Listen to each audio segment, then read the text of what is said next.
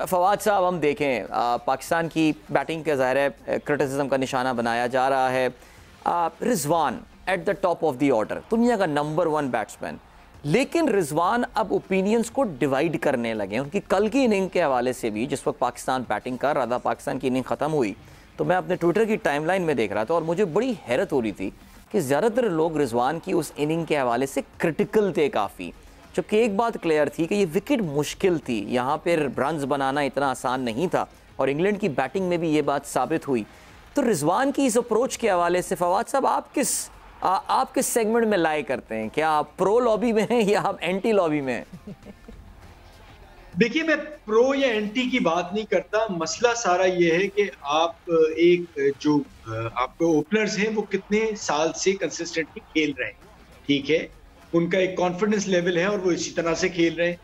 कभी हमने शान मसूद या शर्जील खान को उनकी जगह सोचा कि एक सीरीज दे के देखें? अब इंग्लैंड जैसी टीम जो है वो चेंजेस कर रही है ना। हेल्स ने परफॉर्म किया, उसके बावजूद उन्होंने रेस्ट करा दिया, तो हमने देखा भी नहीं है किसी को इनकी जगह पे। जब हमने खुल के देखा नहीं है तो हमारे पास तो फिर यही लोग हैं ना कहने को। अगर शायद हमने मिडिल ऑर्डर में तो हर तीसरे चौथे आदमी को ट्राई कर लिया। अगर हम एक बार चाहते कि जी ओपनर्स उसके बाद शर्जील या और किसी को भी हम देखते कि जी एक आध सीरीज चले यार, आप रेस्ट करें, हम जरा देखते हैं कि कुछ हो सकता है, क्योंकि ये तो हमारे सेट ओपनर्स हैं ही। तो हमने उन्हें तब्दील भी नहीं करके देखा। इंग्लैंड, ऑस्ट्रेलिया, दुनिया की हर टीम चेंजेस करती है, तो वो हमने होने नहीं दिया। तो जब होने नहीं दिया और मिडिल ऑर्डर हमारा जिस तरह से खेल रहा है, तो हमें फिर सारा कुछ यही लग रहा है कि यही बेस्ट है। तो वो वजह एक ये भी है कि आप इनके खिलाफ आप या इनके हक में आप कैसे कोई भी बात कर सकते हैं, क्योंकि आप किसी को भी कंसिस्टेंटली इतनी लंबी परफॉर्मेंस को खिला रहे हैं।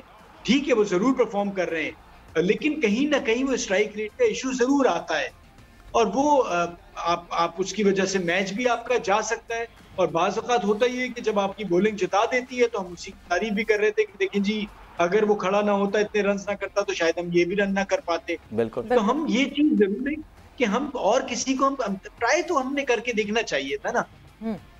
बट फवाद साहब, मैं अगर टीम मैनेजमेंट के पॉइंट ऑफ व्यू से जो है आपको इसका जवाब दूं, तो टीम मैनेजमेंट का ये मानना है, फिर मैं आपसे पूछूंगी आप कौन सी साइड पे, कौन से स्कूल ऑफ थॉट की साइड पे हैं, कि क्या हम अगर अपने इन सेटल्ड ओपनर्स को जो है अनसेटल करके किसी और से ओपन करवाते और इस सीरीज़ में हमें शिकस्त का सामना होता, शदीद किस्म की शिकस्त का सामना होता, so on the basis of trying our bench और आर एक्सपेरिमेंट्स हम सीरीज़ हार जाते हैं? Would you be happy with that कि एटलीस्ट हमने कुछ पाया इस सीरीज़ से, या हमें सीरीज़ जीतना ज़रूरी थी? Would you be comfortable with that कि एक्सपेरिमेंट की मद में अगर हम एक सीरीज़ हार जाते हैं बट हम सोच वर्ल्ड T20 कर रहे हैं, सो हम ये ट्राई कर सकें, या फिर नहीं, सीरीज़ जीतना भी बहुत ज़रूरी है?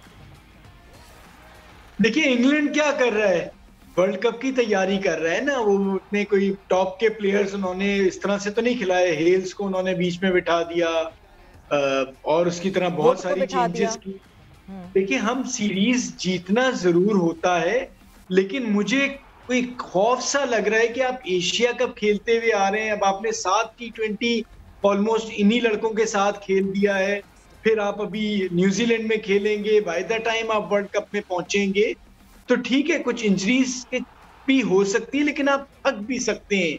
आप मेंटली, और उसके बाद इतना प्रेशर आपके ऊपर होता है, और फिर ऊपर से वर्ल्ड कप आ जाए, तो जो मेन आपका इवेंट है जिसकी आप तैयारी कर रहे हैं, उससे पहले आप कहीं थक ना जाए। खास तौर पे आपके ये 2 बैट्समैन जिन पे आप टोटली डिपेंड कर रहे हैं। आपने देखा कि कितने मैचेस हुए कि बाबर तो एक मैच में जरूर एशिया कप में परफॉर्म किया था, लेकिन वो भी नहीं परफॉर्म कर रहे थे, रिजवान ने नहीं परफॉर्म किया, तो आपकी टीम कैसे जाके बैठ गई थी जी। तो ये जरूर है कि आप उसे रेस्ट नहीं करा रहे, तो वो भी एक ज्यादती हो रही है। और इसी बहाने कोई नया आदमी भी चेक हो जाता। आपने शान को खिलाया था, तो शान का नंबर तो ओपनर के तौर पे है ना, तो आप उसे उसी नंबर पे खिलाते, तो वो भी नहीं हुआ। तो हम यही चीज कर रहे हैं, सीरीज जीतनी भी चाहिए और लग रहा है कि अब जीत भी जाएंगे, लेकिन जो आपका मेन गोल या मेन टारगेट है, वहां जाके आपको इसका कहीं नुकसान ना उठाना पड़े।